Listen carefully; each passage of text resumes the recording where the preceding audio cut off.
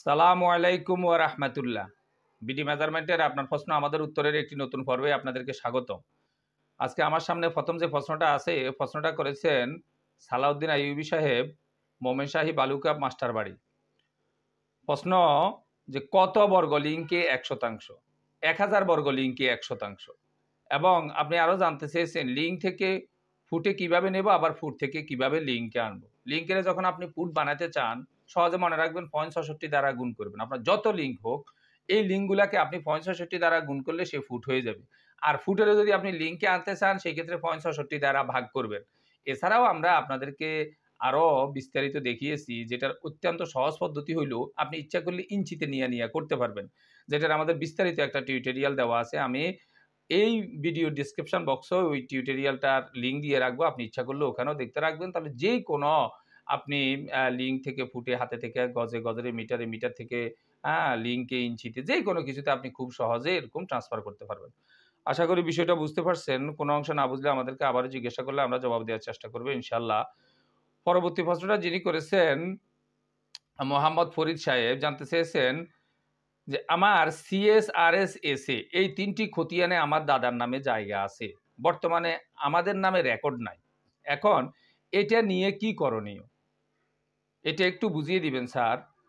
আচ্ছা, CSRS-SA এই ৩টা জরিপেই আপনার দাদার নাম আছে, সেখান থেকে নিশ্চয় আপনার বাবার কাছে আসছে। এখন বাবার নামে আছে কিনা সেটা বলেন না, এখন আপনি আপনাদের নামে চাচ্ছেন।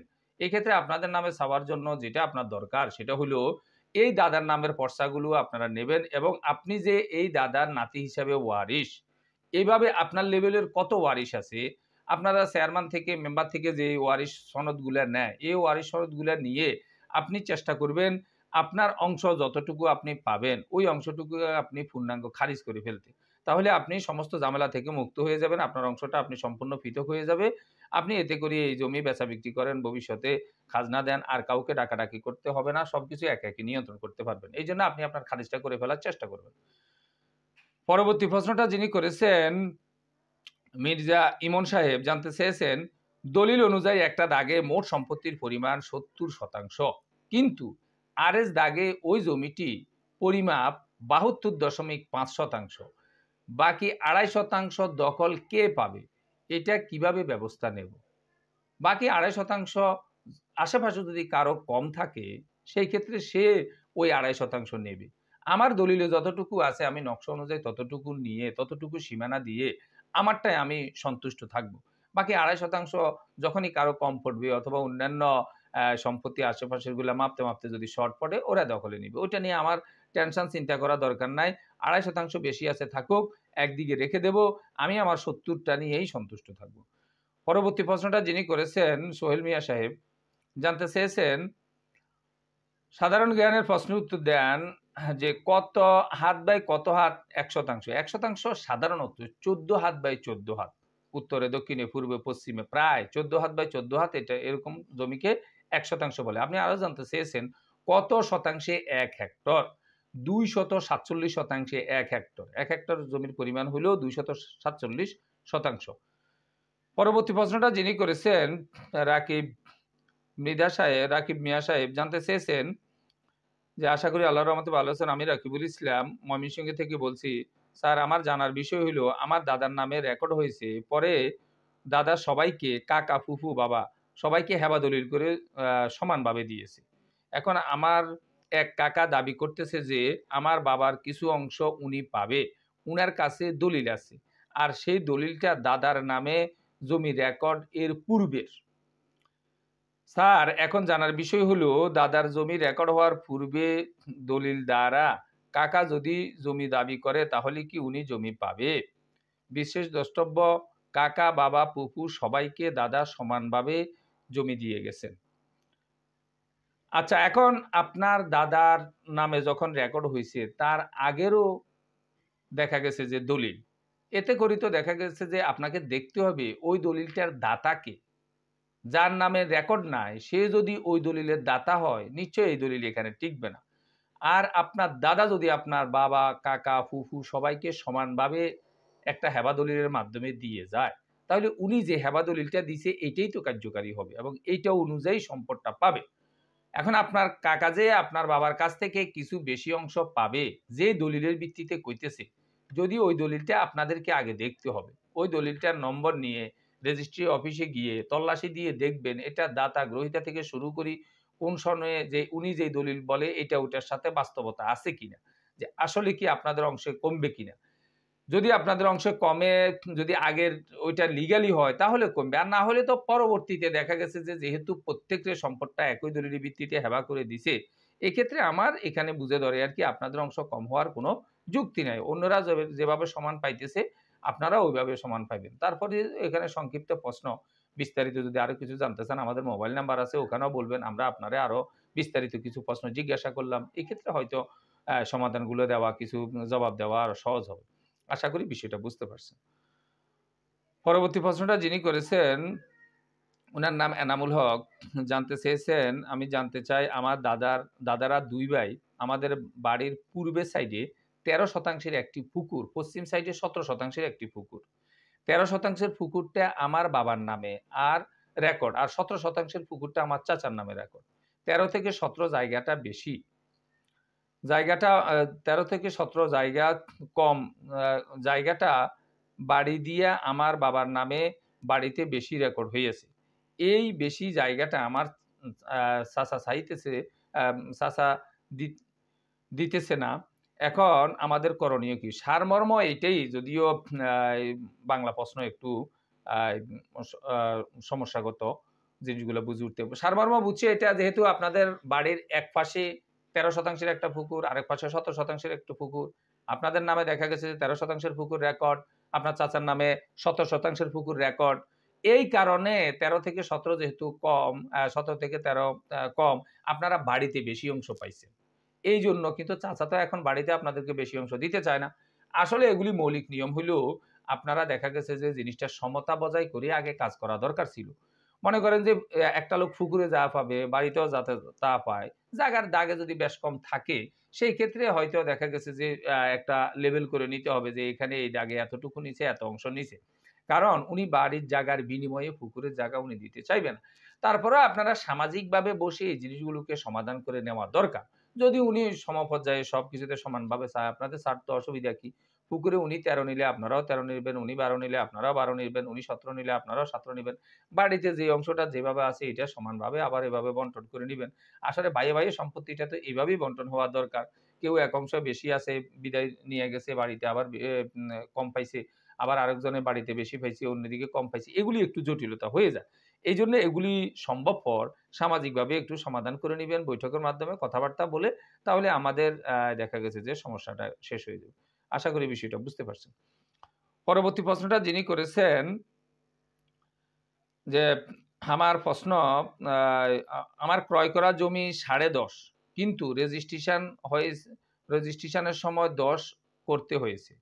খারিজ রেকর্ডে ১০ ছিল, পূর্বের মালিকের ২.৫ যোগ ৮ ১০.৫ হয়েছে। এখন প্রশ্ন হলো ২.৫ জমিটার কোন পাশে কিভাবে বুঝবো দখল ১০.৫ আছে। এখন আপনার মৌলিক প্রশ্ন হইলো এইটা, যে টোটাল যে ১০.৫% জমি, এখান থেকে যে ২.৫% জমি হইছে, এইটা কোন অংশে নিবে?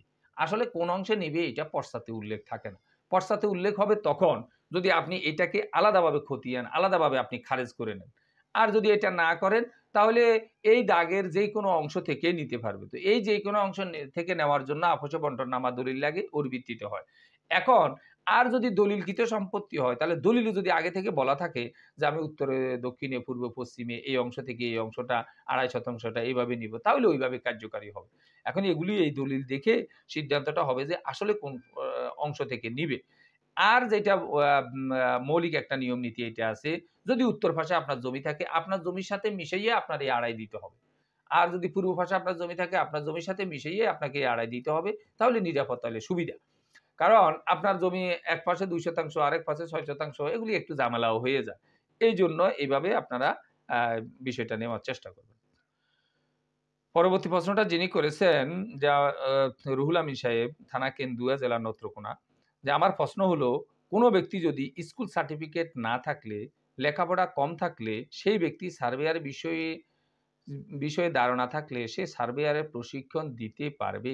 প্রশিক্ষণ দিতে পারবে বলতে এখানে মনে হয় খুব সম্ভবত আপনি চাইতেছেন প্রশিক্ষণ নিতে পারবে কিনা। মানে দিতে পারা তো সে ইন্সট্রাক্টর, প্রশিক্ষক ট্রেনিং দেবে কিনা।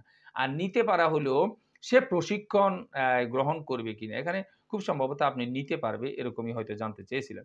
এবং সার্টিফিকেট নিয়ে মাঠ পর্যায়ে কাজ করতে পারবে অ্যা পারবে ক কতটা নিরাপদ? কতটা নিরাপদ গ্রহণযোগ্য প্রশ্নটা জানাবেন প্লিজ স্যার। আচ্ছা, এক্ষেত্রে আপনি জানতে চেয়েছেন একটা লোক যদি কম শিক্ষিত হয়, স্বল্প শিক্ষিত হয়, সে সার্ভে সার্টিফিকেটও পায়, সে মাঠ পর্যায়ে কাজ করতে পারবে কিনা? এটাই ছিল আপনার মৌলিক প্রশ্ন। আসলে সার্ভের কাজের করার জন্য সরকার এমন কোনো শর্ত রাখে নাই যে, এমন লেভেলের ডিগ্রি হতে হবে, এমন লেভেলের উচ্চশিক্ষিত হতে হবে অথবা এই সনদ থাকতে হবে। যদি কাজ জানা থাকে যে কেউ এই কাজটা করতে পারে। তবে এই ক্ষেত্রে যে আ যদি ওই সার্ভের কাজটা তার ভালোভাবে বিষয়টা ধারণা থাকতে হবে। কারণ এখানে এই কাজটা এমন একটা জটিল লেভেলের কাজ, এখানে বিভিন্ন পেশার লোকজন থাকে। আপনি দেখবেন একটা জমি মাপতে গেলে অনেক সময় চেয়ারম্যান মেম্বার থেকে শুরু করে সরকারের উচ্চ পদস্থ কর্মকর্তা কর্মচারীগণ থাকে। এদের সামনে আপনাকে বিষয়টা নিয়ে কথাবার্তা বলতে হয়। এখন এই বিষয়ে যদি স্বচ্ছ ধারণা না থাকে তাহলে দেখা গেছে যে এই জিনিসটা ওদেরকে নিয়ন্ত্রণ করা একটু কঠিন হয়ে যায়। তারপরেও সবকিছুর ঊর্ধ্বে যেটা সেটা হলো একটা এলাকায় যার গ্রহণযোগ্যতা আছে, কথা বলার একটা অধিকার আছে, যোগ্যতা আছে, হ্যাঁ? সামাজিকভাবে ওই লোকটাকে গুরুত্ব দেয়, মানে এই ধরনের লোক যদি সার্ভের কাজগুলো করে, তাহলে আপনি মাফিয়া আসলে ওই জিনিসটাকে মানুষ একটু নাড়াচাড়া করতে একটু সাহস কম পাবে। আর দুর্বল শ্রেণীর একটা লোক হইলে যে মাপছে, অনেক সময় যেকোনো লেভেলের লোক আসে তর্কাতর্কি কথাবার্তা এরকম শুরু করে। এইজন্য সমস্যা হয়ে যায়। এমনি আপনার মৌলিক যে প্রশ্ন, আপনার যে দেখা গেছে যে বড় কোনো এরকম ডিগ্রি থাকতে হবে, ওইটা কোনো বিষয় না। আপনি কাজ জানলে কাজ শুরুই করতে পারেন। আশা করি বিষয়টা আপনি বুঝতে পারছেন।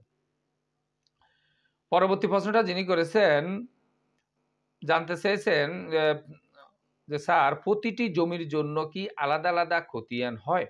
প্রতিটি জমির জন্য আলাদা, আলাদা খতিয়ান হবে কি হবে না এটা আপনার উপর নির্ভর করে।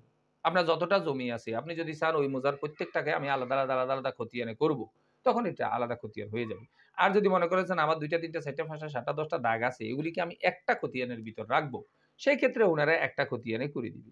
এইজন্য দেখা গেছে যে হুম, আপনার এইটা নির্ভর করবে আপনার উপরে। আপনি কি একটা খতিয়ানে রাখবেন নাকি আলাদা, আলাদা খতিয়ানে নিবেন? পরবর্তী প্রশ্নটা যিনি করেছেন যে উনার আ উম যে লিখছেন এভাবে যে, "আমার চাচার একটি মাত্র কন্যা সন্তান রেখে মারা যায় এবং সঙ্গে ২ জন স্ত্রী। তার মধ্যে ১ জন নিঃসন্তান। তাহলে ওই সম্পত্তি কিভাবে বন্টন হবে? দয়া করে রিপ্লাই দিলে উপকৃত হতাম।" আপনার চাচা মারা গেল, চাচার একটা মাত্র মেয়ে সন্তান আছে এবং ২ জন স্ত্রী ছিল। এক স্ত্রীর সন্তান আছে, এক স্ত্রীর সন্তান নাই, এইজন্য নিঃসন্তান বলছেন। এটা কোনো অসুবিধা নাই। আমাদেরকে চিন্তা করতে হবে মৃত ব্যক্তির সন্তান আছে কিনা। এই ক্ষেত্রে মৃত ব্যক্তির সন্তান আছে, একটা মাত্র মেয়ে সন্তান। এইজন্য তার স্ত্রীরা ৮ ভাগের ১ ভাগ পাবে। দোনোজন স্ত্রী মিলাইয়া ৮ ভাগের ১ ভাগ, ভাগ করে নিবে। যে স্ত্রীর সন্তান আছে আর যে স্ত্রীর সন্তান নাই, ২ জনে মিলিয়ে ৮ ভাগের ১ ভাগ তারা ভাগ করে নিবে। মোট সম্পত্তি থেকে এই মেয়েটা পাইবে অর্ধেক সম্পত্তি অর্থাৎ ২ ভাগের ১ ভাগ। যেহেতু মেয়ে সিঙ্গেল একটা ছেলেবিহীন মেয়ে। যার কারণে সে ২ ভাগের ১ ভাগ। বাকি সম্পত্তি এইটা দেখা গেছে যে উনার অন্য কোনো ওয়ারিশ আছে এটা আপনাকে জানাতে হবে, বলতে হবে, দেখতে হবে। যেমন উনার যদি বাবা থাকে এই ক্ষেত্রে বাবা পাইতো। উনার যদি বাবা না থাকে ভাই, ভাতিজা এরা থাকে এরা পেত।